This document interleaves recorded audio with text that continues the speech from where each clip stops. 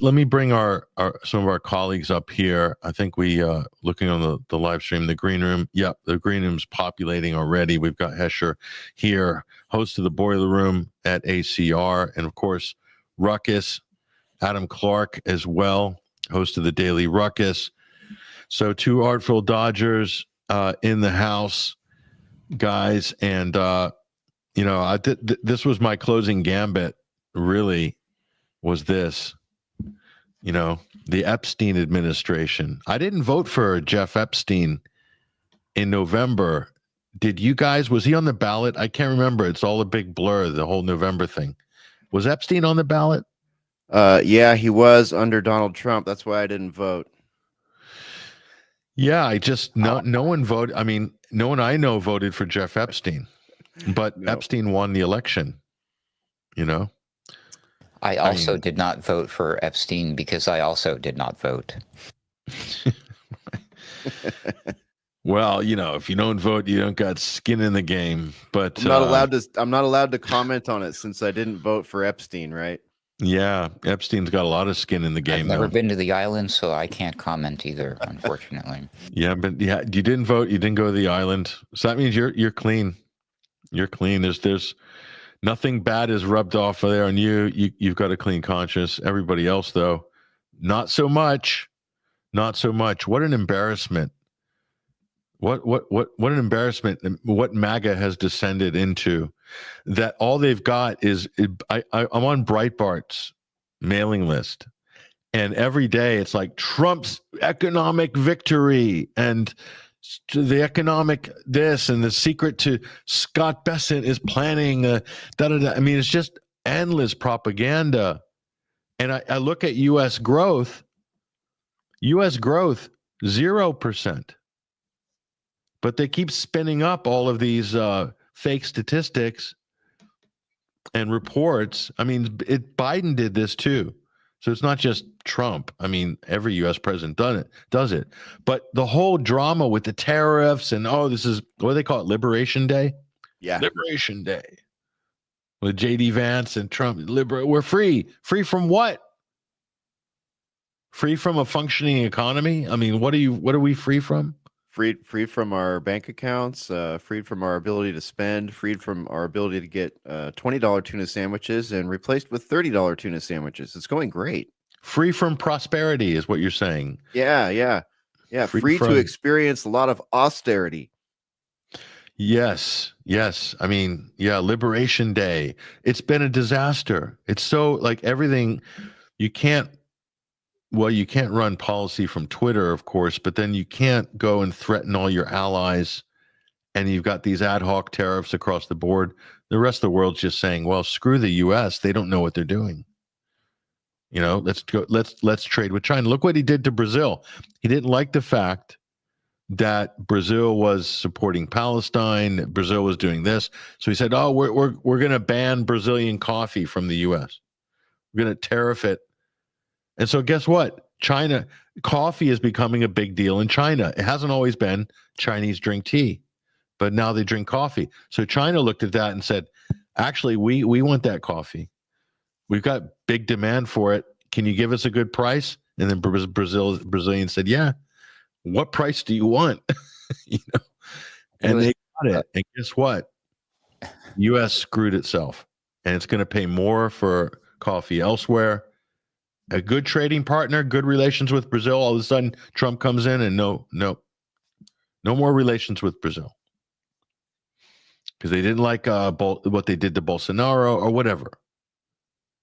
And then they put out a reward, $50 million reward for Maduro, the president of Venezuela. So Narco Rubio has the nerve to accuse the Venezuelan president of running international narcotic cartel. Little narco from Miami. Like Maduro doesn't have enough to do running Venezuela. Do you realize Venezuela pulled its economy out of the biggest hellhole that the U.S. put it in because of sanctions and currency manipulation and stabilized it? A miracle. what Maduro did for Venezuela is nothing short of a miracle. So the U.S. are really upset now. They're really, really pissed off. So I don't know. This is quite something. Quite something. So Do you think they'll send Sean Penn to find Maduro, talk to Maduro, bring him in? I don't know, but Sean Penn's in a new movie. He plays who does he play? Is it he plays a military guy. Oh, really? Okay. I hadn't heard about this one. I heard they were doing like a Young Guns 2, maybe. Is he in that? I can't remember. No. There's a blockbuster coming out. I'm not sure, but Penn's in it. I have to go and look for that, but it's in the previews now when you go to see a movie. So he's in there. It's like, it's not Mission Impossible. It's something else, something fairly big. I don't know. You might look it up. Sean Penn, upcoming blockbuster film. So I don't know if did you guys see the Tammy Bruce tweet? Do you guys know who Tammy Bruce is? Yeah, media voice, the odious one. Yeah, she's of course, according to Trump, she is a great patriot and also a great TV presenter, as according to Trump. So let's see if we can bring her up. There it is. I'm pleased to announce that I am nominating Tammy Bruce, a great patriot who said Israel is the greatest country in the world. Does that make you an American patriot? Not sure. I don't know. Maybe not. Television personality. So there she is. Top qualification right there. Fox News. Fox News. Best-selling author. Do you guys watch Fox News for sport? Because I used to. I'll watch clips on X. Yeah, I have a hard time watching anything longer than 5 minutes there, but that's about all you need here and there. I used to watch it when Biden was president. I used to watch it just for all the legs. They put the legs front and center on Fox News. They do it right. Outnumbered, my favorite show. Yeah, absolutely. Ruckus knows where the money is. Every single one of their, it's so annoying. Every one of their presenters has got a book out. And it started with Bill O'Reilly, and then they're just constantly plugging their books. And Brian Kilmeade, who it seems like he's dumb as a box of rocks. And he's got these books about history coming out like every couple months, a new one. Oh, this is my new book on the history of World War II or whatever. You know, I can't see Brian Kilmeade doing academic research. It's just me. But, you know, he seems like a little bit thick. Is he writing all these books? Hell no. None of these people write their own books. They're all being written by ghostwriters and AIs, I'm guessing. So, I mean, it's normal to have ghostwriters, like for those types of, you know, Fox is a marketing machine for product, and the books are a big product. So, Hannity's got a book out every year. Mark Levine, another hot airbag. Airheads, that's what Ruckus was talking about. But so you've got, Trump's cabinet, the government is just all Fox News. I mean, literally Pete Hegseth. I met Pete Hegseth at a diner. It was an election. It was before the election, one of the elections. I think it was the midterms. I can't remember. But he came in with the crew, and they were talking to Arizona people at like 4 a.m. So I got the call from a local representative. Say, you going to go down to this? Fox is going to be there. Fox and Friends, and then there was Hegseth, and they're going around talking to people, ordering your hash browns and eggs or whatever. What issues are important to you? And he looked like a pretty normal bloke.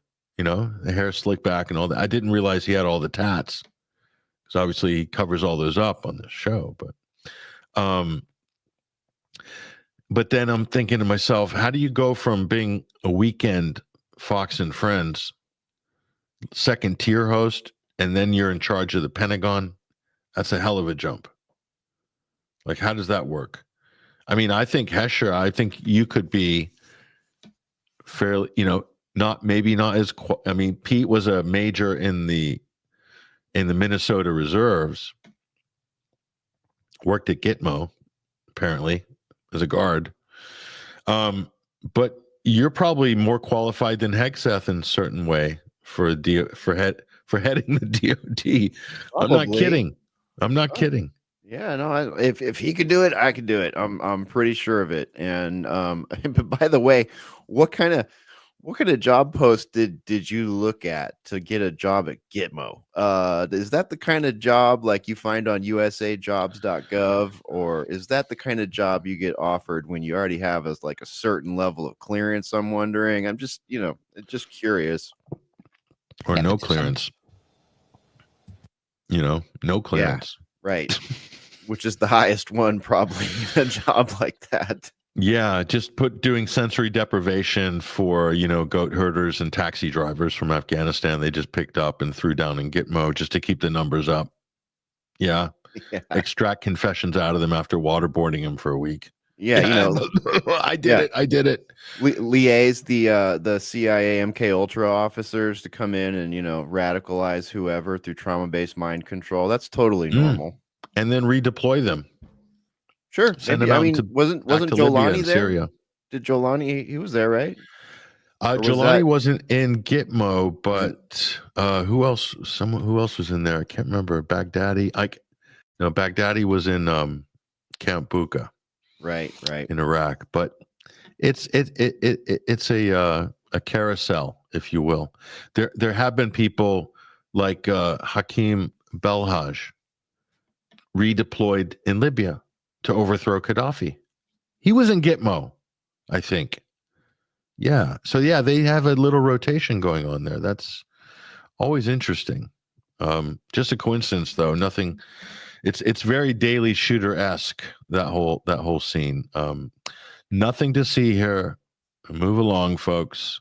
Stop asking questions. Yeah, so Tammy Bruce.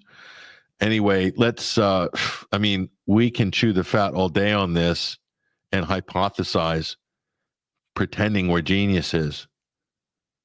But let's see what the real brain trust is saying.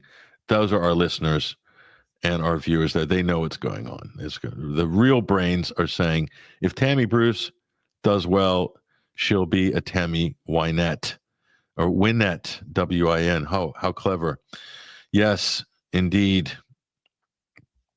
We'll see here, Pete Hegseth. What do you mean? Pete Hegseth is uniquely qualified, says JS. He's so good looking. He has great handlers. I thought she meant great handles. Great handlers. To make sure no one knows how much he loves to guzzle gin and juice. Are you saying that Pete Hegseth is an alcoholic? Is that what you're inferring? Seems like it. Do you want to die on your own terms, or do you want to be killed? Money, money, money, money. I'm not sure what they... Pete Keg's breath. Cheers. Little narco. Pat Rivers is saying, Narco Marco, Maduro's nickname for him. So Maduro's got a nickname for Rubio. I didn't know that. So Little Narco had a hissy fit and told Pam Blondie to take care of Maduro. So she put a $50 million bounty on him. Maduro said, two can play at that game, and he put a $50 million reward for info on Jeff Epstein. I love these trolling global South leaders. I mean, and Medvedev and Maduro, and I mean, the Chinese are taking the piss now. Chinese never used to get involved in this stuff. These wars of words, they were above it. They stayed out of it. They didn't take pot shots and, didn't put out hot takes and point out the irony of this, that, and the other, but they're doing it now. So even the Chinese are taking the piss on America. Just easy target practice. So here we go. Tammy Bruce, Project Monarch reject. I don't think so. More like Project Murdoch. What are you talking about? None of these people, says Donald M., none of these people are in charge of the position they occupy. They're just marketeers. Yeah, that's pretty accurate. And let me see. Kurt Boss, always a fountain of wisdom. Fox employs the girls enjoyed on Epstein's island. Whew. Can you prove that? That's a hell of an allegation right there. We need some receipts. Are there any receipts? Are there any flight logs? Wait a minute. They don't exist. So we'll never know. So you can say whatever you want. Say whatever you want. Here we go. Ellen Jean. Hegseth is not personally sanctioning Russian vodka. Here we go. Now we're getting into it. I was gifted some of Bill O'Reilly's books. Very impressive starter in my burn barrel. So, when the economy gets tight and during the winter, oil bills are skyrocketing, heating bills, reach for the Bill O'Reilly books to stay warm in the winter. Yes. So Fox News employing ex-porn stars. I don't know about that. So anyway, it's interesting. Pete Hegseth put the Git and Gitmo. I mean, they're just really piling on Hegseth. Yeah. They're really here we go. Photon's got it. Tammy who? That is absolutely correct. That is absolutely correct. Trump turned these people into household names for at least half the country. Wow. Yes, indeed. Gentlemen, do you have anything to say about any of this madness? I was watching some YouTube the other day, and I can't help but notice, like, all of the Trump ads on YouTube are just insane. They're so insane. And, like, I mean, the fact that YouTube was allowing Trump ads at all before he was even elected really said something. It was like, wait a minute, this is a noteworthy sea change right here. Like, that in and of itself was probably enough for someone to make a slick bet, that Trump was, going to be elected. And now we're seeing these like pre-midterm sort of advertisements. Like here in Texas, I keep getting like this corn-fed John Cornyn ad on my YouTubes. I unfortunately still have ads on my YouTube. I don't get them on my computer, just on my Apple TV. But it's like you see, a farmer, a fireman, a family, a teacher, and they're all thanking Senator Cornyn for working with Donald Trump. Thank you for working with Donald Trump, Senator Cornyn. And it's meant to look like this very, Southern, like, appeal to Texan and Southern people above 65, I guess. I don't really understand like who the target audience is here. No one I know under 55 would relate to this, I don't think. And the thing with Cornyn, he's a disaster. He's worse than Ted Cruz. Like, he makes Ted Cruz look like someone I would vote for. And Cornyn, he's also an enemy of the Second Amendment, even though he's a Republican. He does all kind of shady stuff to try to disarm the people in his own state. So, it reminds me of that Rubio post that I brought in last week that we covered, just the like level of narrative building and cope around what this administration is. The marketing on it is laughable yet staggering at the same time, because I know a lot of people will eat it up. Yeah, Cornyn is dodgy as hell. Dodgy as hell. Does not deserve to be a senator. Not someone any state should have for a senator, especially a Republican state. That guy is a grift. Yeah, he's a swamp creature of the highest order. And Greg Abbott's not much better these days. Concerning this whole media thing, Patrick, and how, I think this is it's all obvious, and it speaks to the greater puzzle that's been built around us, as it were, is the fact that this entire administration was from the get-go going to be a media propaganda operation. And the whole world is evolving and changing to that, which is why you see even the old school hardliner, serious people like China now hopping on board like the meme game, you know what I mean? And the fact that, like, news has slowly the past few years evolved from like going to actual sources and doing any research to to like, oh, this article is all based around somebody's tweet on social media. So the whole world has changed, and I think we saw that coming. So it's no surprise to me that the vast majority of his administration have been selected from that area. And all things considered, knowing how things are changing all around us and how things are acting on the geopolitical stage and propaganda and this whole digital prison that we built for ourselves, I guess. I guess that the people that he's selected for their current positions are absolutely qualified for what they're doing, even though traditionally speaking, they're not. But in the new game, holy moly, I think he did pretty good for his picks. Just yeah, saying. in the idiocracy, they're perfect. Absolutely perfect.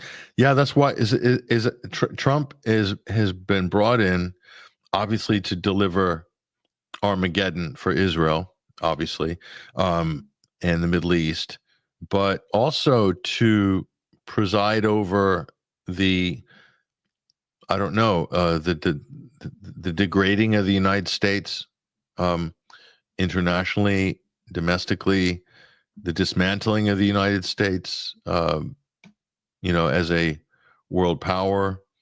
Is he going to be the one that finally the U.S. will go bankrupt? You'll have the collapse. Trump will be the trigger for the collapse. He's been chosen because that's, if you think about it, for the establishment, that's an easy one. Because if it does collapse, half the country already hates him anyway. So they'll just be, no, it's Trump's fault. And that's the last time we'll ever let an outsider in politics. Yeah, or maybe even a GOPer. Or a human. Or, yes, Ruckus. Yes. Yes, we will have to opt for an infallible AI candidate because they don't make mistakes, especially on the economy. Yeah. They know exactly where every CBDC is at any given moment. It's God. Digital gods will run our lives. Buck Rogers in the 25th century, Dr. Theopolis, and the council, the Supreme Council, will be 6 AIs. BDBD around the neck of Twiki. So there we are. South Park got it pretty much right, says Kurt Boss. Can't argue with that. This is the point here. Back to this one. The neocons think people are starving for war, but they can't afford food. There has been a lot of reporting in the media about the cost of food in the U.S. Okay. Is it as bad as some of these stories say, guys? And what have you noticed in terms of, just any outlandish prices for things that used to be quite affordable? Everything. I mean, I was looking at going back to physical media. I want to kind of try to get away from some of the algorithms when it comes to enjoying music. So I was, digging out my CD collection and CD player and stuff like that from the garage, and looking at what it would cost to upgrade my receiver from 2002 or something like that. And I'm looking at the prices going, wow, I always felt like, back in the day, go to Circuit City, whatever, oh, this is expensive. This is an investment, but it's going to be worth it. And I'm looking at prices now and I'm just like, wait a minute. And I started thinking about it and I was like, I'm going to find a inflation calculator. And I found a pretty cool inflation calculator on the interwebs. And, I typed in, it's just got like a little box, it's got a drop down for the year, and then the amount, and then what that would equal this year. And it's crazy. It's absolutely bananas. Like stuff that, I used to be prepared to pay like, $200 for is now like 600. And that's just not a function of, it being better. It's just a function. It's literally a function of inflation. So it's everything, it's not just food.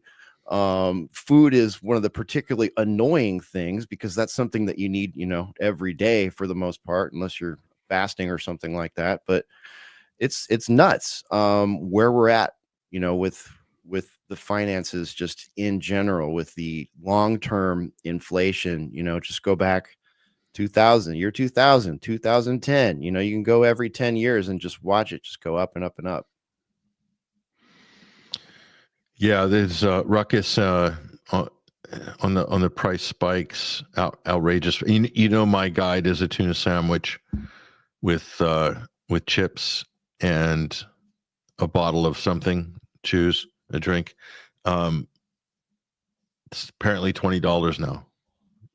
Well, I would have guessed 30, 40 by now, to be honest with you. I mean, are you going out to get this? Are you going to have it delivered to your home? Are you going to make it yourself? There's a lot of options here to consider. I'm just thinking the basic out at, was it Jimmy Dean's, or I can't remember the name of that sandwich place. Jimmy John's, I think. Something like that. Yeah. I think you're right. It's probably about $20 for some of the like crunchy iceberg lettuce, brown bread. Yeah, get a nice large-sized drink and all that fun stuff and the fixings. Yeah, you're probably going to drop $20. When we say chips, we mean a bag of crisps. To the British, that's crisps.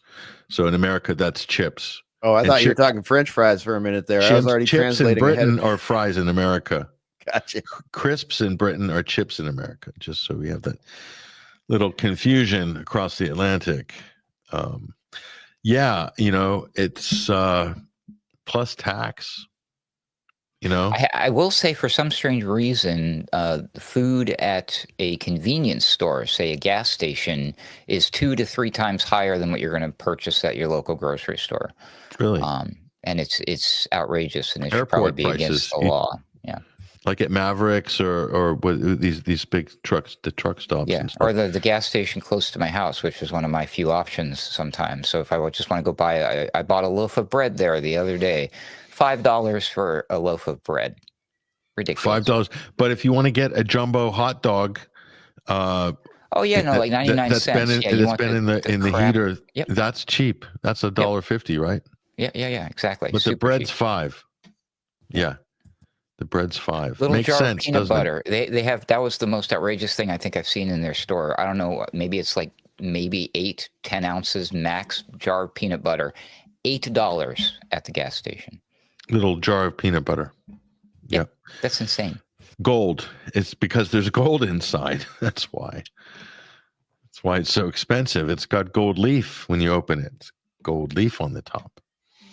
So basically, for that price, I can just have all the stuff delivered to me. I can pay extra on top of the grocery store prices to have someone shop for me, deliver it to me, pay them a tip, and it's still cheaper than buying anything at the gas station. That's because they're incentivizing you to do just that. They want to get you out of the in-person business and into the delivery business. Yeah, and we're talking like, you know, the lunch and essentials here. If you want to like go out and just have a normal meal with 2 rounds of drinks and 2 entrees, you're looking at well over $100. I mean, it's crazy. You know, date night, movie night, all these things are like, you know, movie night. If you're taking a date, it's like a $75 endeavor. If you're going out to a decent eatery, you're looking at between, $80 and $130, depending on if you have 2 rounds of drinks or 3 rounds of drinks. It's bananas. It's just nuts. And it makes it such that a lot of Americans, we're creatures of habits as humans. And it's like the inflation keeps going up and we keep doing what we're doing. And it makes for subsistence living for a lot of people. And I think that's exactly what this new world order would like, is for us to be used to subsistence living, being at the edge of the cliff, at the end of the month or the middle of the month, or heck, even in the beginning of the month, if, you're not being really careful. It's, that puts society in a situation where if something were to be disrupted financially, they will do whatever it takes to maintain their ability to, keep that some semblance of normalcy, even if that means accepting UBI, accepting digital ID, and accepting, digital stable coins and stuff. Fast food is no longer fast or food. True statement. That's true.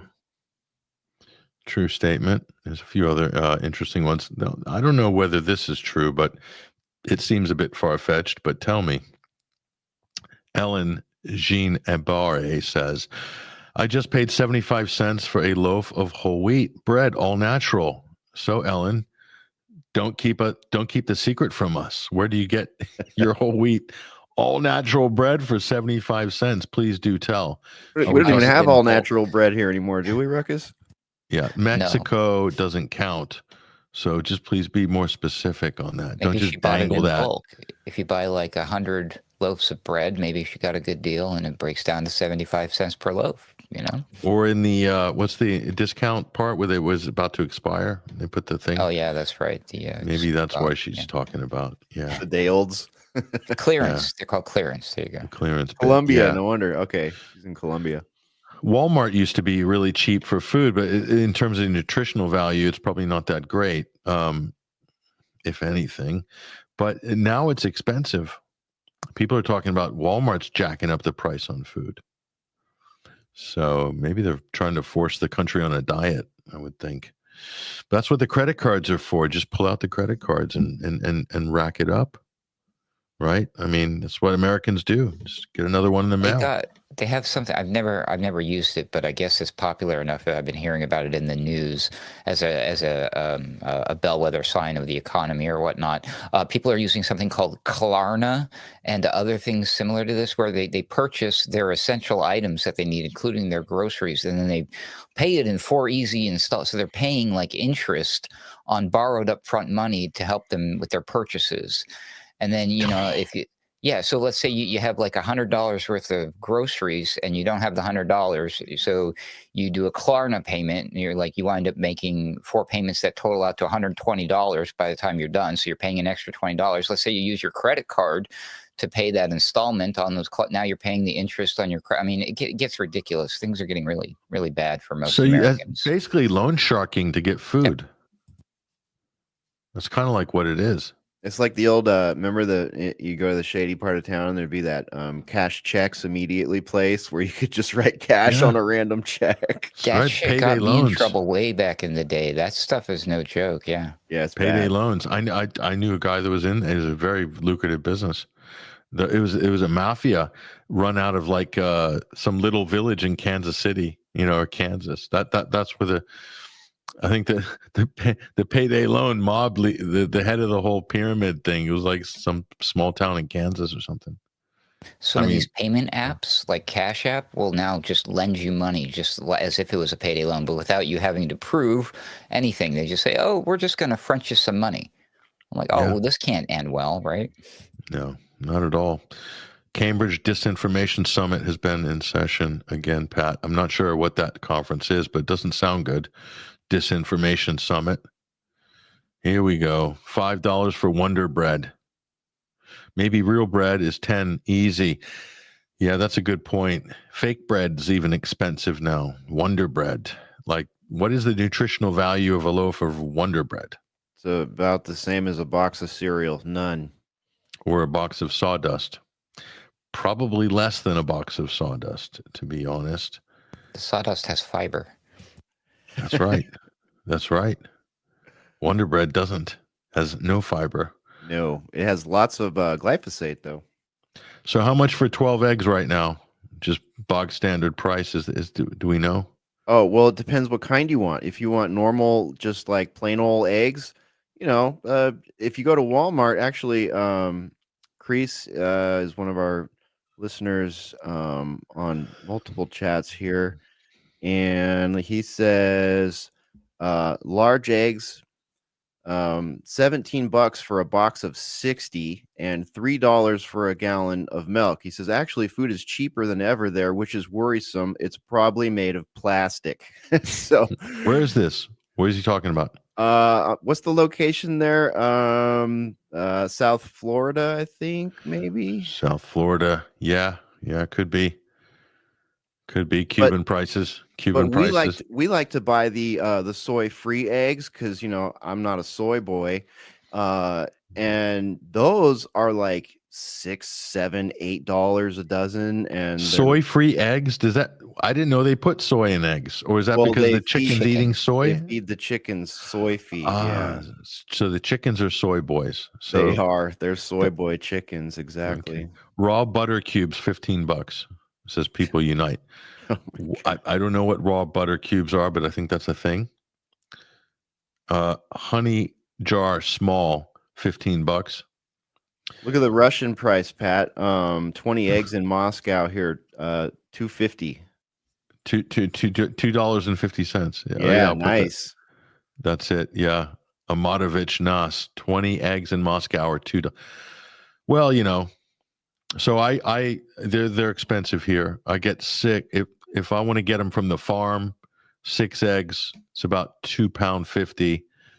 That's that's about $3.50 US dollars, 3.25, 3.50. So like a But $7 dozen is basically the same we're paying here for quality egg.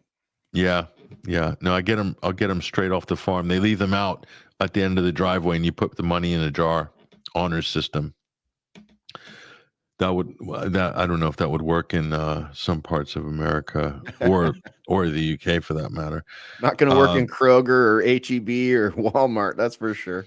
Yeah, that's right. That America. Yeah, that's right. Yeah, oof. No profanity there.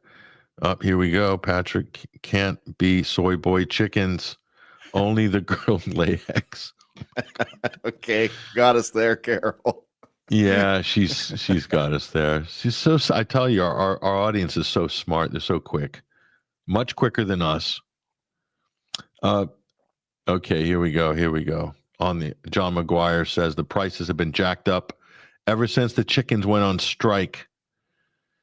There's been a genocide against the chickens too. Let's not forget, in this country, they've murdered hundreds of millions of poultry animals, and that's not just in our country. They're doing it all over the place. They send in those weird pandemic complex people with their spacesuits, and they do fake PCR tests, and then they say, nope, time to burn this one down, or time to cull all these birds. Sorry, farmer, we'll cut you a check. Okay, here we go. Ellen says 30 count flat of large eggs in Colombia, organic, is $2 USD. Wow. So that's Colombia, folks.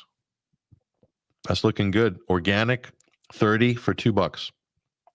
Sounds like that's good marks for Colombia. I could live like a king there, man. I would eat nothing but eggs. 7 pounds coffee is cheap. Yeah, good coffee, not moldy eggs. I mean, geez. Good coffee, yep. And they declared Israel a terrorist state. So what's not to like? I think we should move to Colombia. We pay 7 pounds for 30 eggs from the farm in Hampshire, in the UK. So yeah, do you deliver?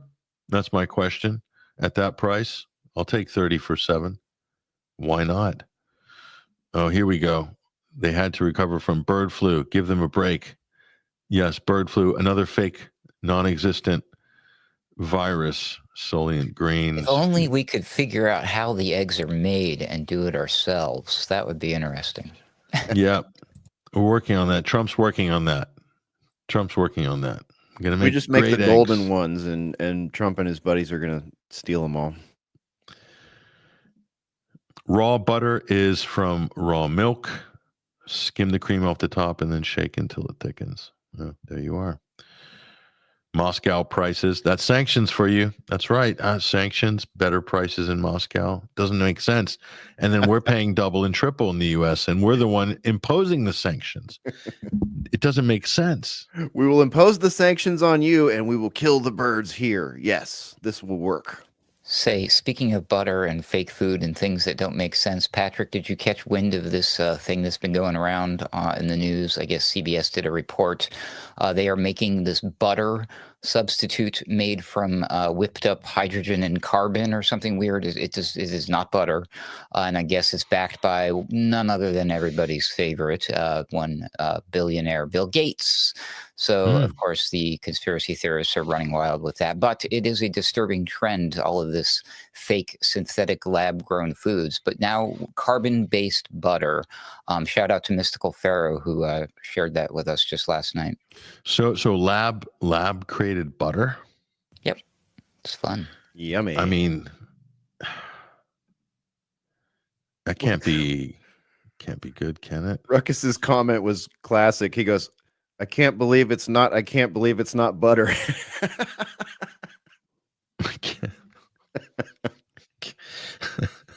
Like we already have plastic butter. Okay. What the hell do we need printed plastic butter for? I mean, they're killing people as we speak. People right now are killing themselves with margarine. And we got Land O'Lakes, right? yeah, exactly. We got Well, where Land does O'Lakes with carbon come from? Couldn't we technically make the butter from dead people? I mean, are we this close to Soylent Green by doing this type of thing? Soylent butter. Well, some say it was a predictive story. So yeah, I mean, I'm with you guys. It's pretty grim out there. I look personally, I think things have gone full circle. I used to, there's a shop called Sprouts, a store called Sprouts in Arizona.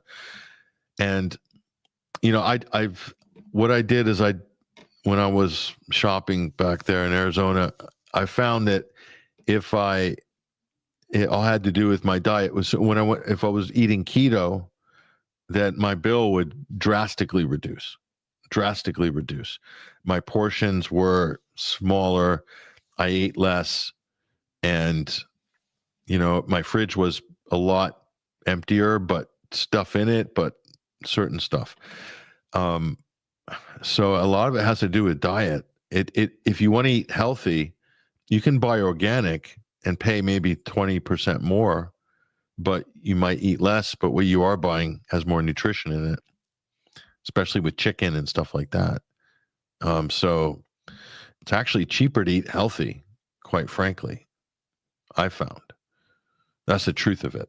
Yeah, same. A lot of people don't want to admit that, but it's true. Yeah, you think oh, $20 ribeye, what the hell? But it's like, yeah, but that's probably all you're gonna need today. Yeah, or that's probably all the protein you'll need for half the week. Anyway, so I mean, yeah. So people, I think Americans over the years, they started ramping up the portions in America over the last 30, 40 years, and so value is equated with portion size and not the contents of the food. And I think that's the big con in America that's been allowed to kind of just reproduce itself, literally over the last 40 years. And that's the problem, is that equating portion size with value rather than quality or nutritional content. It's been an absolute disaster, this experiment. So this human experiment, but it's conditioned people. It really has. And it's a tough thing to unwind for America. I'm not going to lie. And Europe is getting into it. Britain, they're adopting all these American. I mean, the portion sizes here, they're just, I went to a few places and I'm like, that's a lot of food for a British portion. Usually they're mean and cruel here with portions. But Americans are also, they're even cutting back on portion sizes in America of certain quality foods and whatnot. So they're getting stingy too by the same token. They're loading up on junk, but they're also being stingy on quality, I've noticed in America. So funny things going on here.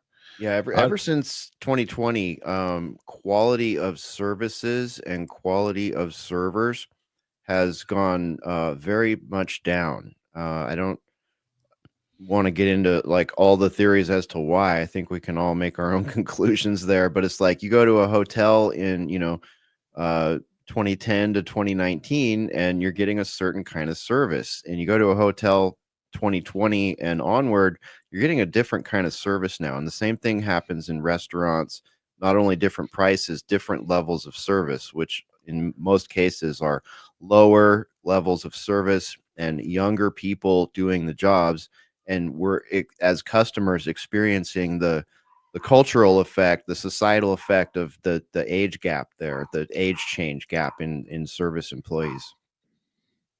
Yep. Plus, also less the electronic payments has also killed tipping as well, and that's going to affect it as well. It makes it less of a profession. Big time.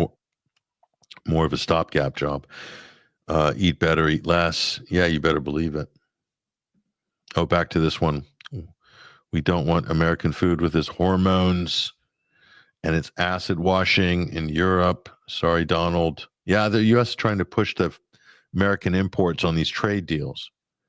And isn't Bayer, formerly Monsanto, and other companies who have traditionally been not allowed to do a lot of GMO activities in many European countries, that's being slowly repealed under everybody's noses there, right? yeah, and that's the big difference. And there's also a lot of chemicals that are banned in Europe in food that are not in America, and the U.S. is trying to lobbying to relax some of those so they can flood the UK and European markets with stuff that, if you look at the ingredients, even what's allowed legally in a McDonald's Big Mac, it's a lot less than what's allowed in America. I mean, they're really kind of inundating Americans with a whole lot of chemicals. The food industry is already very deregulated, and they're trying to get the Europeans and UK to relax a little bit. And I'm afraid to say they're going to be successful on some of those fronts. It convenes and people don't appreciate the process of eating. Grab a sandwich mentality. Yeah, grab a sandwich mentality. Yeah. Yep. Yeah. It's a mental game. It's food is chemistry, but it's mental and it's chemistry. And someone very wise told me it's not about the calories, it's about the chemistry. So it's important to look at what type of food you're eating and how that changes your body chemistry. That's the whole principle behind the keto diet. It's not necessarily about the amount of calories, but it is about certain food will change your body chemistry immediately. Talking about sugar mainly and carbs. So, yeah.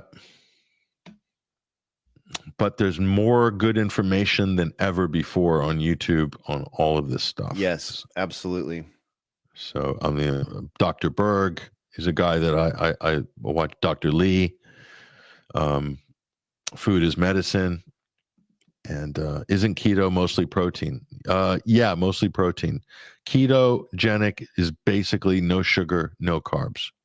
And we say sugar, that includes potatoes and alcohol and stuff that gets converted to sugar immediately. So yeah, no carbs. That means no bread, no pasta,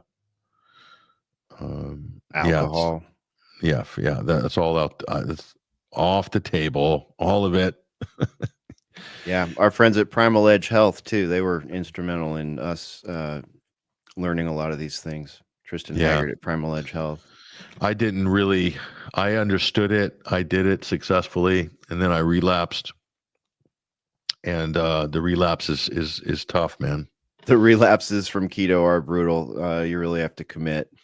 Yeah, it's a full commit. Yeah, it's just you got to take it on. So that part is very mental, and it changes the way you think, and you have to rethink who you are. Your personality is so much around food. Like you don't think about it, but it is your moods, your personality, your activity, your relationships. So much is designed around food, and to reconfigure that's not easy. That's tough. Yeah, you get into personal battles and self-esteem and self-worth. Like you end up in some weird places. And if you do a keto diet, you will find that on your way out of your current body chemistry, you end up with things like little healing crises, like brain fog and fatigue, and your gut sort of reorients itself, which can be a little disconcerting. And little depressions and things like that. But once you're like, a week or two into it, things start to really change, mentally and physically. Socially, it's tough, because that's the part a tough that's one. Yeah. hard for me socially. As you go out, it's hard to maintain a keto frame when you're out. It's challenging. And that's how you cope with being out in the wild. Eating stuff, It's how you pass the time. It's how you socialize. How you cope. So it's especially when you work in front of a computer, or if you work from home, it's like that pull to just getting out the door and doing something, being around people. it's even stronger, I think, when you don't like work in a brick and mortar 9 to 5 sort of situation. Yep. Intermittent fasting is the way to go. Yep, that's true. Many say.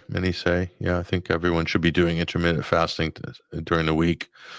If it's 12 or 16 hours, if you want to take a day off, do you the world of good. That's scientifically proven. Of course, we're not giving medical advice. We're just saying. Right.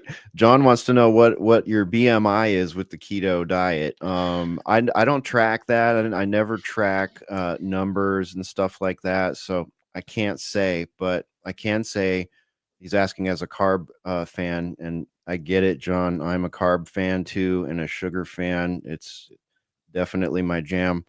But the amount of tactical muffin top that you lose just after a week or two of being in ketosis is pretty staggering. It'll come back real fast if you relapse, but the amount just eliminating, like not even so much changing what you eat, just eliminating the thing that is causing your blood sugar to spike and your gut to expand is pretty amazing. Yeah. And here's another comment here. I lose weight better on the complex carbs, but everyone's different. That's true. Everyone's body chemistry is different. If you don't have an insulin resistance issue and you have high metabolism, there's some genetic components, obviously. So some people might have a different thing, but you can turn the corner at a certain age and all of a sudden that carb complex doesn't work and you will blow up like the Michelin Man. So yeah, it's all good. Depends what age you're at. I mean, these are all anecdotal stuff coming in the comments here. I will say that the keto diet, you'll definitely take the tires off. Tires come off, that's for sure. You do feel lighter, and no, I'm not a vegan. Someone says you're vegan. No, I'm not a vegan. I will say I did the carnivore thing for a while. And I had some anomalies on my blood work and a high red blood cell count, super high cholesterol. And when I switched, during the summer, I eat more, salads, more vegetarian food, some meat. And I saw a improvement on some of those blood markers. So my physiology is different. I guess I like a mixed diet, You have more of a craving for meat in the winter than in summer, some people, during hot weather versus cold weather. So it's goes in cycles. No alcohol, says Walk On Army. No, not if you want this thing to work. If you want to blow up your chemistry, just have a drink. It's the fastest way to run that into the ground. Just have a drink. Because you can't have just one drink. See, that's the thing about alcohol. Because one drink is 2 is 3, and then the next night you're like, I had one last night. We'll have another one tonight, and then we'll knock it on the head tomorrow. Glass of vino with the ribeye, right? Yeah. Who's looking? It's all gonna. We'll start over tomorrow. Don't worry. Just between me and the server. And you bought a bottle. It's in the kitchen. You're like, there's one glass left. Oh, this is the last night. This will be the last one. This will be the last one.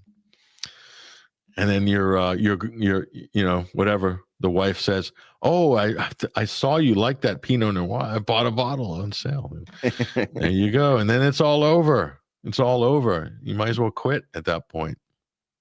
Before you know it, you're risking your life taking an unscheduled flight to Russia in the middle of the night to score a bottle of the good stuff. to buy 30 eggs for $2 USD. Under sanctions busting food purchases from Russia. Alcohol is a bunch of carbs and sugar. Yeah, it is. So is a plate of potatoes. That's basically like eating a giant Snickers bar. And GMO too. That's the way your body translates it. It's just sugar. This sugar, I'm sorry to say, guys. Now, there is some fiber in the skin of the potato. Maybe the more raw it is, the more natural fiber it is. But when it's cooked, when it's deep fried, forget it. There's nothing in there. There's no nutritional value. Oh, you mean when it tastes good? Damn good, though.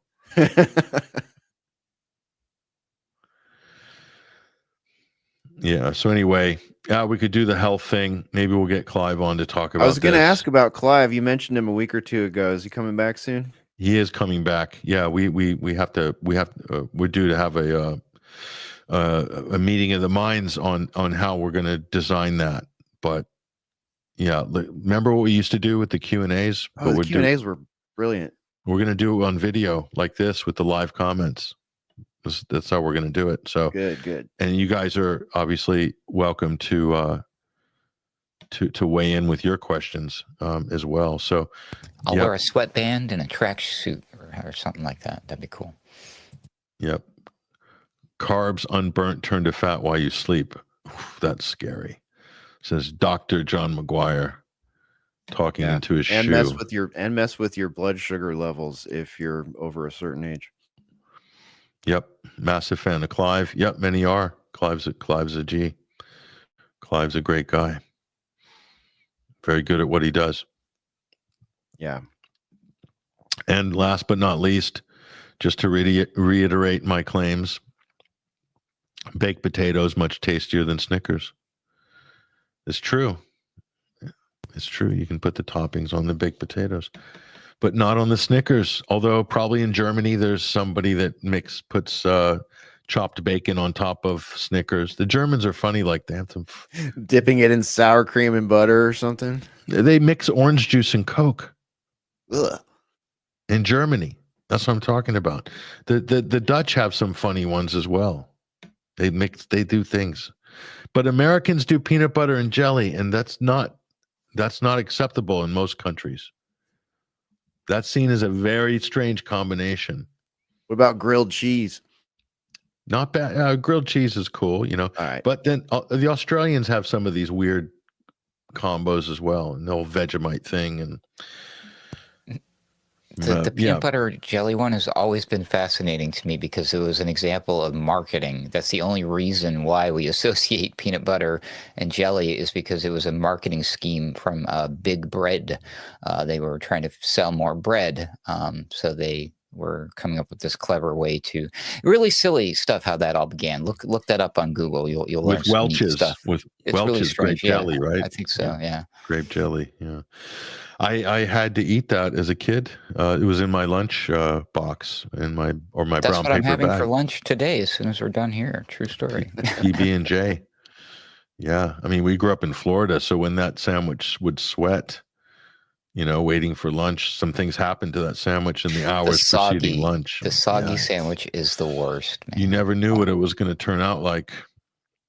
But we found that if you wrapped it in waxed paper, it preserved it much better. So, is that why you weirdos were doing that? And I was throwing away a lot of my PBJs. I get it now. It's a temperature regulation of the way. Yeah, exactly. Science, bro. Oh, this is just grody. Australians prawn and Vegemite sandwiches, grody to the max. That is horrible. Absolutely, only in Australia. Only in Australia. Yeah, that's right. A marketing scheme that stuck to your ribs. You ain't kidding, buddy. Yeah. Yep. Bulgarian food. Yeah, we got a few Bulgarians, people in Bulgaria. Yeah, that's right. I have heard bad things about Bulgarian food. But then again, in the city, probably, but maybe not up in the country. It's probably quite hearty. It's probably a nice combination between Turkish and Balkan, I would think. Prawn and Vegemite sandwiches. Fancy kissing someone after eating that, says Ian Taff. Well, yeah, that's what they do. That's what they do in Australia, and then you wash that down with a tinny of Victoria beer, a can of VB. Fancy a can of VB? Couple of tinnies of VB. So I reckon it's a good time for a beer. Right. Okay, guys. I appreciate the health chat, everybody. You know, it's so much enthusiasm on this topic, and I thought Southerners putting peanuts into a bottle of Coke was weird. Do they actually do that in the South? That's a new one to me, but I'm always learning new things here. Oof. Okay. I mean, they Well, make Frito pies and they have beer-aritas here. Like you get a margarita with an upside down beer bottle in it, or you can get a, big giant platter of Frito pie, which I still don't understand, but they love it here. Frito pie. What's that? Like chips? Yeah, like the Frito chips with a bunch of other stuff under them, baked. Frito Lays. Oh, here we That's go. the one. German inside intelligence here, guys. Germans put cream and ice cream on Christmas pudding. I know that's sacrilegious. The Germans do very strange things to their food. It's a very odd culture in Germany. Nobody knows why they do these things. Yeah. The food police. Well, guys, look, we appreciate your comments. Mexican junk food. Don't even want to get into that. That's a whole segment, Mexican junk food. Yeah. But one last one from Iman Pudama. Peanuts in Coca-Cola sounds like a choking incident waiting to happen. Yeah, that's the whole point. That's the whole point. Yep. In the end of the day, most of your dopamine and serotonin comes from the food you eat. It's mainly made in your stomach. And that's what it all boils down to, isn't it? It's that feeling you get. Yeah. The urge. That's all based on your gut health. That's why the American diet of processed food wreaks havoc on your gut, which is why people get depressed, which is why they have totally irregulated dopamine and serotonin. It's because their gut is not working properly. And so you go to the doctor and they give you a pill for that. And that makes your gut even worse. But there's another pill for that. And there's a pill for the side effects for that. Have you seen the vast amount of big pharma commercials on mainstream and on streaming, all based around Crohn's and the various other things that, and a lot of these diagnoses, if you will, really don't have a marker on them. There's really no way to diagnose it definitively, and it didn't exist 10, 15, 20 years ago, something like that. And there's, like you said, Pat, there's always something attached to it. So skin problems and digestive system problems, they've got all these crazy medicines for those. And the little warning they put on them is insane. It's like, you can't take it unless you've been tested for TB. You may lose your ability to fight TB. Infections or side effects include various infections and disability to fight infections. And it's like, people will literally go take all of these things. I don't want to name any of these drugs by name because I don't want to flag any of the manual reviewers, but if there is a manual reviewer, you know exactly what I'm talking about because you air these commercials on YouTube. You could look up which ones you advertise for.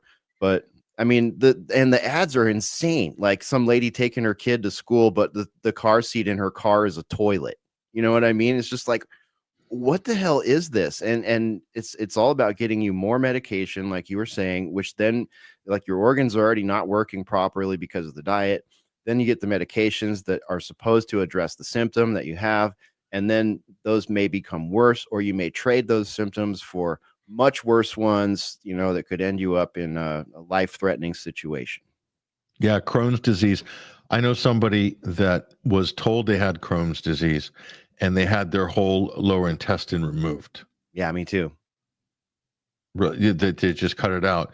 And of course, did it have anything to do with diet? No, that didn't really come up in the discussion. No, it's a genetic disease. We're sorry.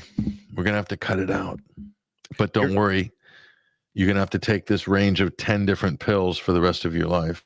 You guys ever see those videos of, like, here's South Beach, Florida in 1970. Here it is today. Like, I love these videos that, show what society looked like in a certain era, and then side by side it with, the same place today, just kind of looking at the people that are walking around. Like, you didn't see, morbidly obese people just a few years ago, just a few decades ago, and now it's the norm. It's like 65% of the population or more. Yeah, and the guys didn't look like complete goofballs like now, but I think that's more to do with fashion. Ellen says New Jersey diners have egg cream soda and fries with gravy. That's bad. I can't even imagine what that looks like. I'll take some Southern poutine over that. I can't imagine what that looks like. And more people smoked back then, Hesher, as well. Good point here. Way more smokers in the 70s and 80s. So they were healthier. So you could smoke, but you ate better. You're healthier, so you could still get away with smoking. Yeah, people lived to be Right. 100 that smoked the whole time, and ate a lot of red meat. Spor's grandma's like perfect George example. Burns. George Yeah. Burns, but he didn't inhale. Well, they put all these weird chemicals and stuff in the cigarettes these days that they didn't back in the day, and they do it to make them more addictive. So, I mean, obviously, inhaling any kind of smoke is inherently bad for your body, but it's not like it is now. It's the chemicals that are going to get you much quicker. Okay, this is probably a good one to end on, just because it's so relevant. But I don't know what you guys think about vapes. But I see kids sucking on these vapes like there's like it's mother's milk.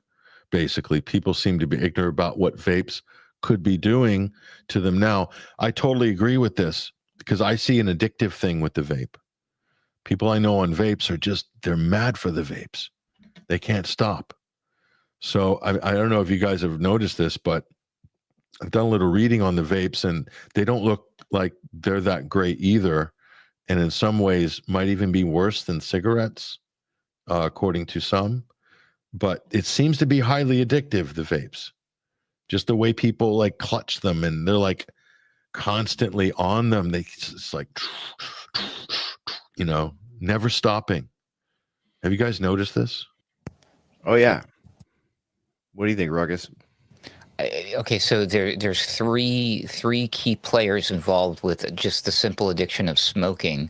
You have the physical addiction, you have the mental addiction, and you have the mechanical addiction.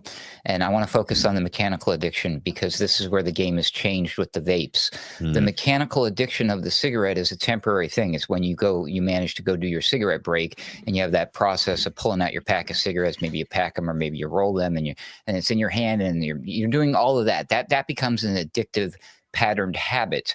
But then you saw the phenomenon of the fidget spinners. That was all the craze, because people have always loved these little stress toys, or to chew on their pens, or like to always constantly have something in your hand to be fiddling with. That thing that you're now constantly fiddling with in this case is the vape, because they're acceptable to be used and brought with you everywhere, and that's their intended use. It's not like a separate thing. If they were kept in like your locker, and then, okay, it's time for a smoke break, I'm going to go get my vape and go outside and have a vape break, it would be completely different. But now it's seriously made them like crack, like a nonstop crack addiction. And then they make these other ones now that they've incentivized and added on top of that, the casino. So now you have lights and flashing sounds and things. And of course, you have the million different bubblegum candy flavors. So the level of the addiction on these vapes is crazy. I would suggest, hey, parents, I'm not just making a statement. I'm not saying to do this really, but you would be better off if you catch your kids smoking those vapes, say, here's a pack of cigarettes, be done with it, because they're probably going to be better off at the end of the day. Don't take that seriously, obviously. Yeah, you got some people like your little furry fella there, Hesher. Yeah, the chug was scratching at my legs. So a lot of puppy love for the chug. Puppy love for the chug. Don't take my weed vape, Patrick Henningsen. Yeah, I have said negative things about cannabis, and I don't want to offend any cannabis users out there who pretend to be a persecuted class whenever you start criticizing cannabis. Even though the whole country smells like it. Yeah, they're like they all turn into Rabbi Shmuley's and say, I'm a victim. I'm being persecuted by Patrick. I could add one more thing about the vape thing there. Spore and I are old school vapors. Like, we started vaping before they had all these crazy high wattage atomizers in them, and and it was cool back then, and it had like there were literally 3 ingredients in it, and we could walk into, for example, in Santa Barbara one time, we walked into a vape store and mixed our own juice. You know what I mean? I know exactly what's in it. There's a certain amount of PG and VG in it, and I know what kind of cotton's in it because I made it myself. You know what I mean? Like there was a DIY factor to it, and I also found that it played a role in me getting over asthma. Like I was a person that had really bad asthma until I started doing that.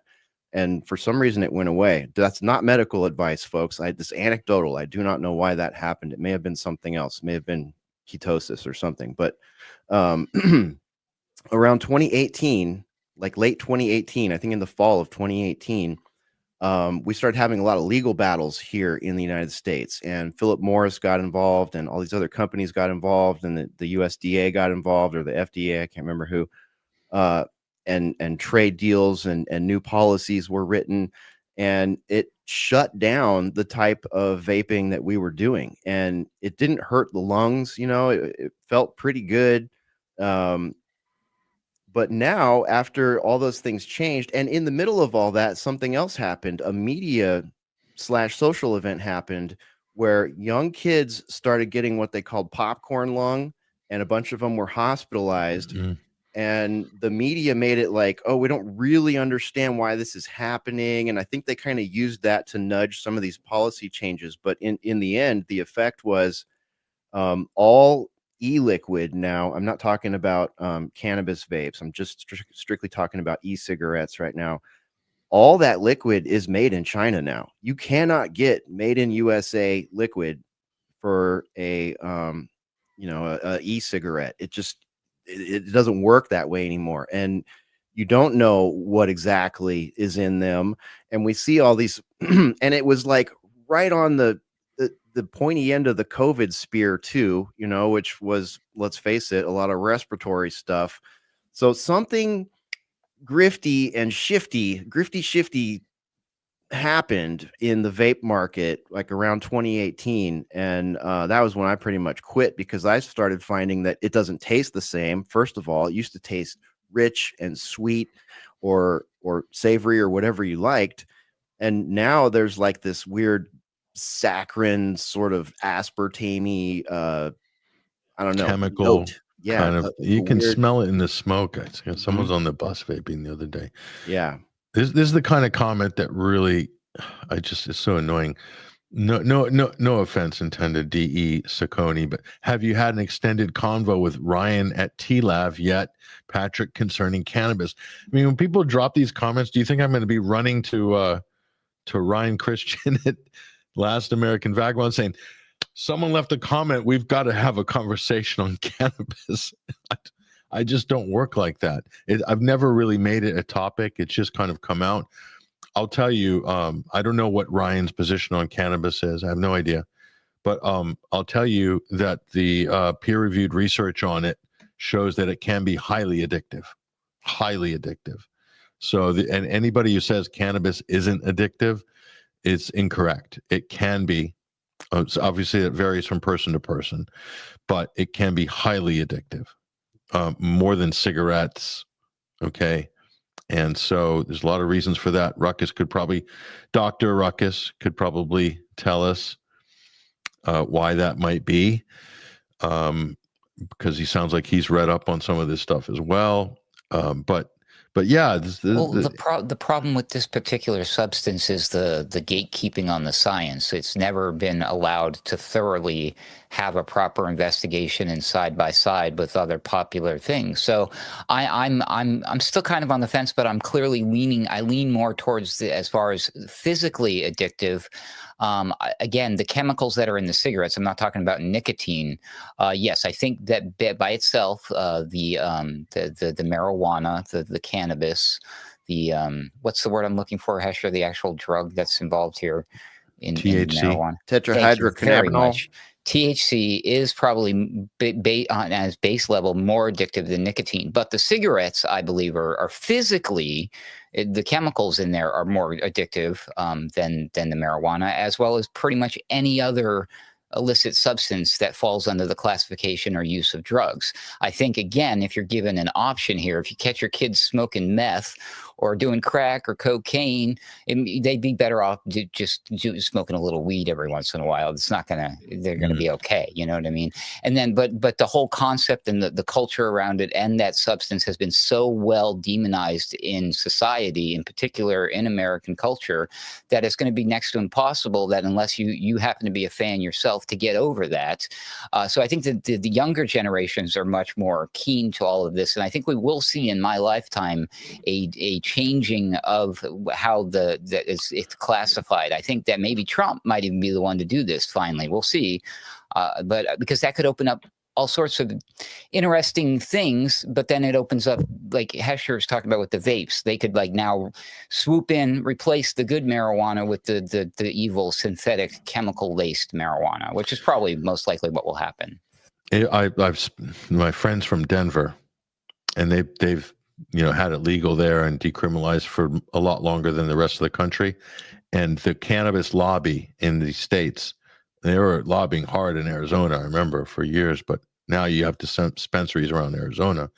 But it was so decriminalized and so available and accepted in liberal Denver that you just see kids whacked out of their minds on the subway, the transit, on the street, and just smoke everywhere. And young kids, we're talking 15, 16, 17, 18.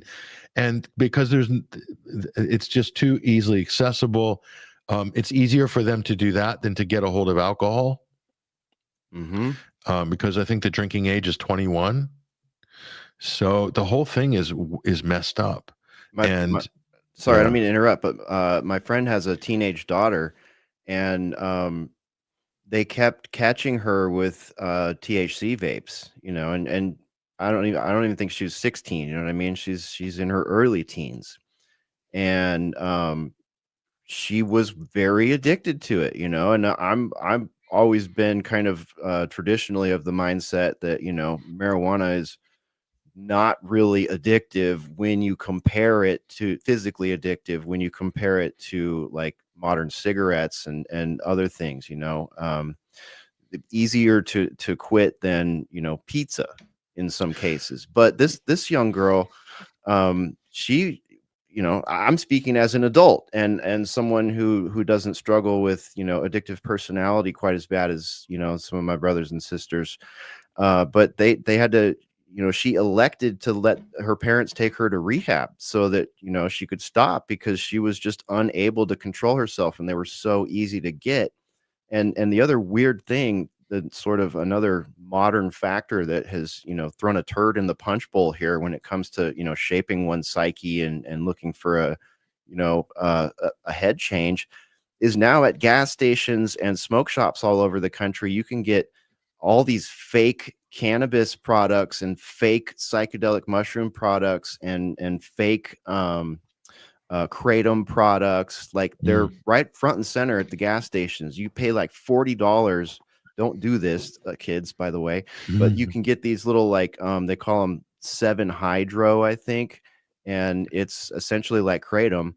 But man, they are powerful. Like, Spore does kratom sometimes, and, I don't really care for it, but it's a curiosity to me. So I tried one of these 7-O's and I was just like, oh my gosh, and then I talked to people and it's like, we have a friend that works at this one joint and he said like everybody in the back room is on them. They're like, they take 6-7 of them a day.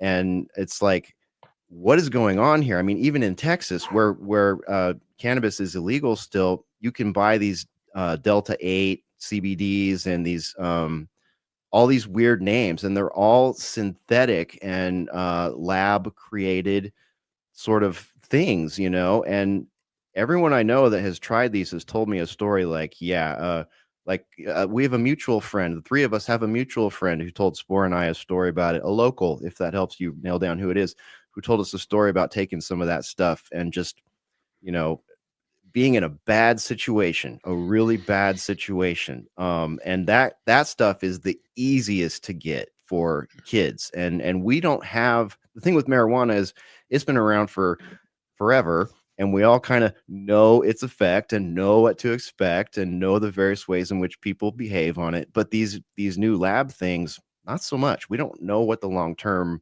health effects are. We don't really know everything that's inside them. So like Kurt says right there on screen, synthetic high aligns with synthetic life.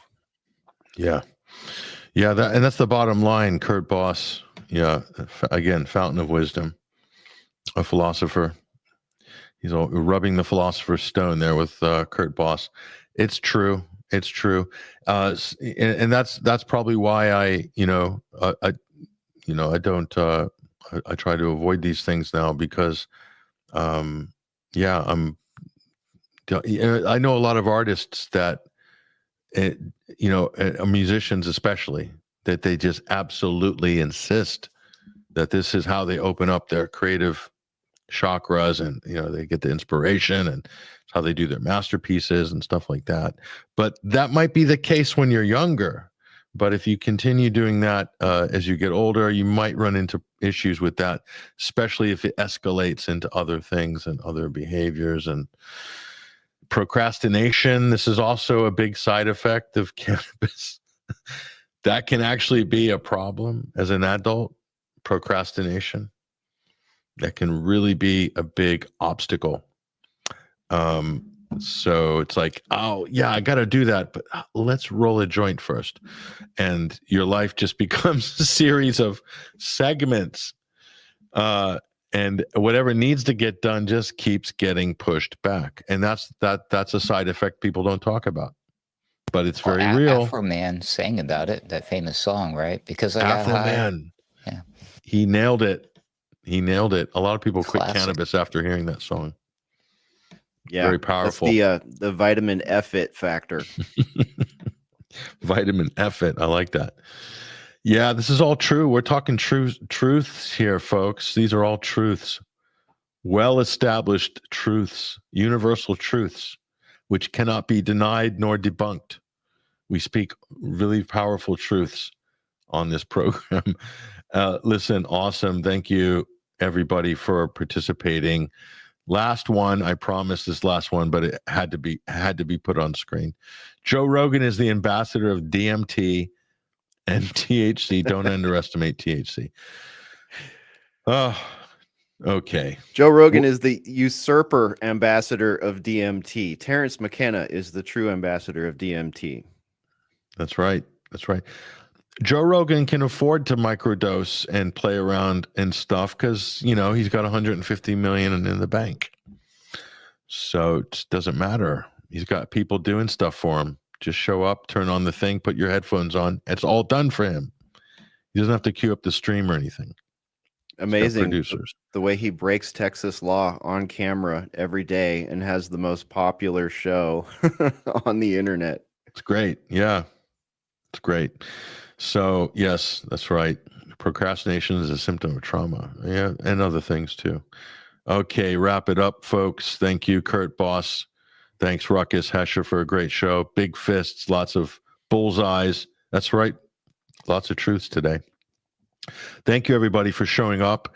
Thank you, everybody, in our comment streams. Big thank you to Hesher, Ruckus, and also our audience. Again, final thoughts, gentlemen, before we close the stream. Hesher, take us away. Well, I'd say I would channel Hulk Hogan and tell you kids to say your prayers and eat your vitamins, but Hulk Hogan's life story is not exactly wholesome enough for the children. So I will leave that one right there. Join us for Boiler Room. We got a new episode out, came out Thursday night. It's on the website, alternatecurrentradio.com.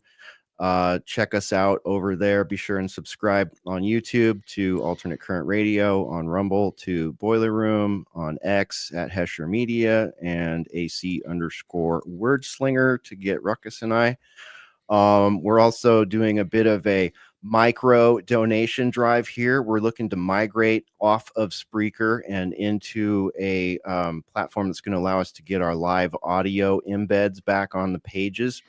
So if anyone wants to jump in and help us accomplish that, it's a very small goal. We're only trying to make $1,000 on this one. So we've lost our ability to enjoy the live radio aspect of alternate current radio. So it's kind of a big deal. We've had a couple people throw into that swear jar so far, that donation jar. Where is that available? Where can people donate? alternatecurrentradio.com/support, or just go to alternatecurrentradio.com and hit the main menu, and you'll see the there it is on Ruckus's stream. Let me right bring there. that. Let me expand Ruckus there. Okay. Yeah. That's at alternatecurrentradio.com. There's a link to alternatecurrentradio.com on the show, on our show post, as well as below our YouTube and Rumble streams as well. In the information, you'll see the link to Alternate Current Radio. I see the PayPal link. So you need $1,000 to shift onto a new platform for the audio streams. Yes. Yeah, it's going to give us a lot more than that, though. It's going to make our monthly overhead a little bit lower, as it's cheaper than Spreaker, and it's got more features, and we can upload video there. It has cool features like we can go straight from video to blog, or straight from video to podcast MP3. Okay. And it's going to have better embeds, I think. So yeah, we're looking at moving to Podbean under the networking account, and if you pay it annually, you get a significant discount. So that's what we're looking to raise. So okay, yeah, that's a good investment. I think that's a good investment. It's going to upgrade the quality and availability and the seamlessness between audio and video content, which is what you want to. It's what you want to have. So yeah, let's make that happen. Everybody, go to alternatecurrentradio.com. Hesher, throw up the logo there for ACR up on your stream as well. There it is, folks. alternatecurrentradio.com. Again, link on our show page, as well as in the descriptions below the live videos on BitChute, Rumble, and YouTube as well. And so make that happen for ACR this week, folks. It's not a lot, but 1,000 collectively, that's doable. We can make that happen this week. So there it is. So go to ACR's website. Thank you very much, Hesher. Appreciate it. And check out the boiler room. That's the that's what it looks like. That's the studio. That's actually what it looks like when they're filming it. It's evil clowns conspiring. No, that's what you guys are exposing. Actually, it's not the studio. Sometimes you got to fight fire with fire. That's right. Ruckus, take us away. Final thoughts, wishes, hopes. Plugs. We're going to make ACR great again. So we got the MAGA thing going there. At alternatecurrentradio.com, you'll find my more recent episodes of something I call Roundabout Ruckus, which is usually my most recent appearances on Weaponized News, which is hosted by Sam Cheney. I've been doing that pretty much regularly on Wednesdays. Sometimes I do it on Mondays, but I think we're switching it to Wednesdays. But regardless, I encourage folks to check that program out, because you get some hard news, 2 hours every night, Monday through Friday. You can get caught up what's going on before you come join us for Sunday Wire to cap out the week. So if you want to stay informed in between visiting 21st Century Wire's website and Alternate Current Radio's programs, check out Weaponized News. You'll also see me over there. So there's another good reason to do that. Thanks for having me here, Patrick. This has been a fun one. Glad we didn't get too into the weeds, no pun intended, over a hotly contested topic there towards the end. I'm sure you're going to get all sorts of fun messages throughout the day. Have fun with that. Thanks for having me. And I hope everyone has a wonderful weekend. Thank you very much. And again, also Daily Ruckus on alternatecurrentradio.com, as well as the other program. Ruckus, Roundabout Ruckus, and I dig the studio environment, the news theme, gentlemen. I appreciate that. That's sharp. That's looking good. We like that. A lot of subliminal messages there hidden in the background. I see a few disturbing things, but we'll leave it there. Take care, you guys, and big thank you to our teammates at Alternate Current Radio, and a big thank you to you, our audience. because you guys make it happen. And thank you for joining us. I hope it's been informative. I hope it's been enlightening. Certainly it has for some, judging by the thousands of comments that are pouring in on the streams. So unbelievable engagement. Appreciate you guys. So if you are engaged with the content and you do like what we do, you like this experience, you like this omnibus variety show that we do that is absolutely unique, and you guys are so on the money with your commentary. Oh, that's the winter one. Let's get something new here. There we go. Support. And we did have a very good response after last week's Sunday Wire on donations. So some of you chipped in. I saw some, $10, some $20 donations there. Amazing. So appreciate you guys chipping in, as well as a couple of subscribers at 21 Wire. So take out a membership. It's around $5 a month, but that's huge for us in terms of support. If we can get more people on the 21wire.tv subscription, that's how we make things happen. We can plan and budget for stuff. The more of you become monthly donors on this. So as you can see, we're doing some great reporting up on the website, and Freddie Ponton and other members of our team, as well as the viral videos you'll see across TikTok. We're starting to move on Instagram a little bit, starting to move on TikTok. Had a couple 200,000 view videos, viral videos that we're putting out daily. So we have a team, and we're working hard to beat the algorithms. So we need your help. Like and subscribe on YouTube. If you guys are on the YouTube stream and you haven't liked and subscribed, and put a comment under the YouTube stream. YouTube is throttling us so bad. And it took us 10 years to break into 20,000 subscribers. They had us held at 15 for a decade. Okay. I know I'm on the blacklist. Okay. And for some reason, still there. They don't want me, people like me, of course, getting breakout capacity on these platforms. So it's up to you guys to help us to push it for us. And listen, even if we can get up to 50,000 subscribers, that would be a huge win for us. But at the moment, it's heavily throttled, heavily suppressed, and we need your help to break through some of those barriers. Anyway, we're doing what we can behind the scenes. But Rumble, we've been doing some very good numbers on Rumble, so it's a lot less throttled on Rumble. So thank you to everybody who's tuning in on that platform.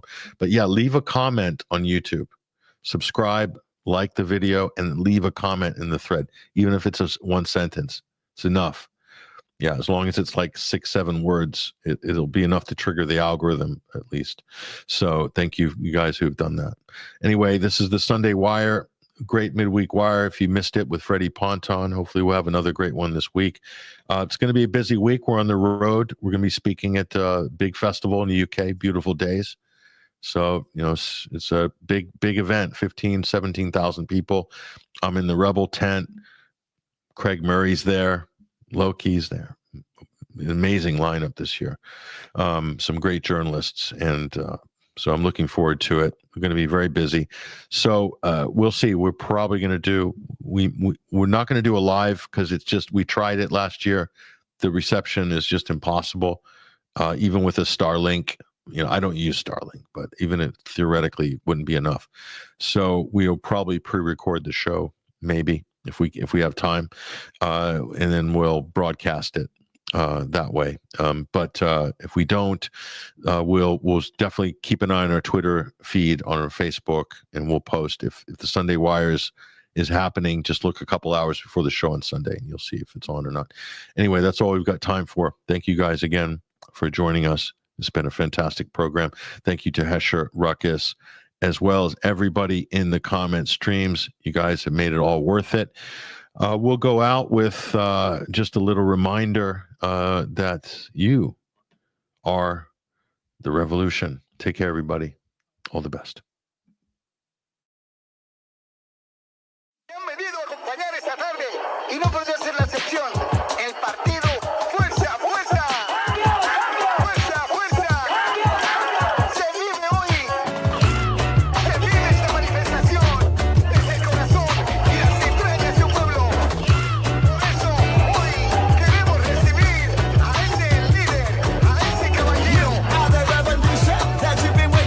You are the revolution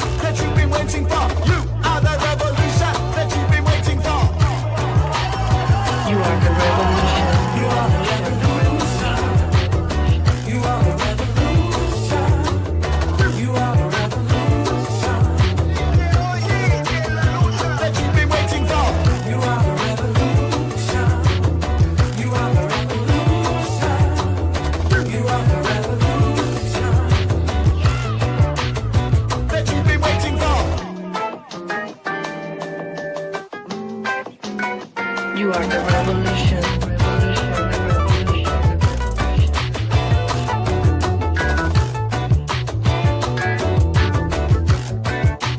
Revolution.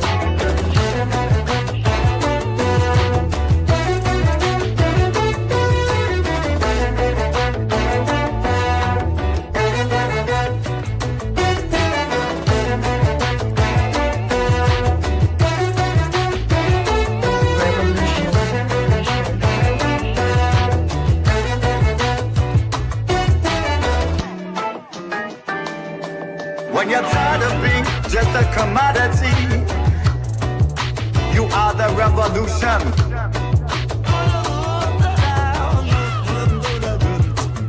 And when gaslit into another war, stand strong because you are the revolution. You are the revolution. You are the revolution. You are the revolution. You are the revolution that you've been waiting for. You are the revolution. You are the revolution. You are the revolution. They conspire against you, accuse you of terrorism, to steal your sovereignty. Hold fast, watch it collapse.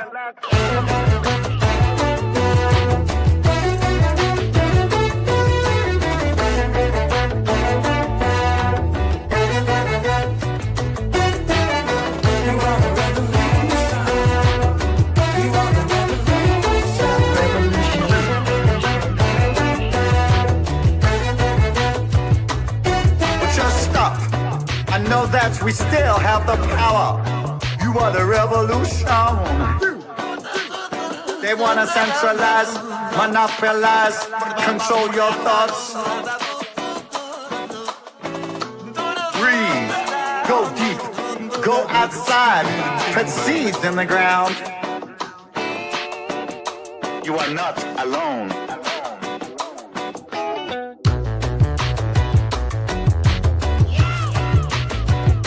You are not alone. You are the revolution that you've been waiting for. You are the revolution that you've been waiting for. Alone. You are the revolution that you've been waiting for. You are the revolution. You are not alone.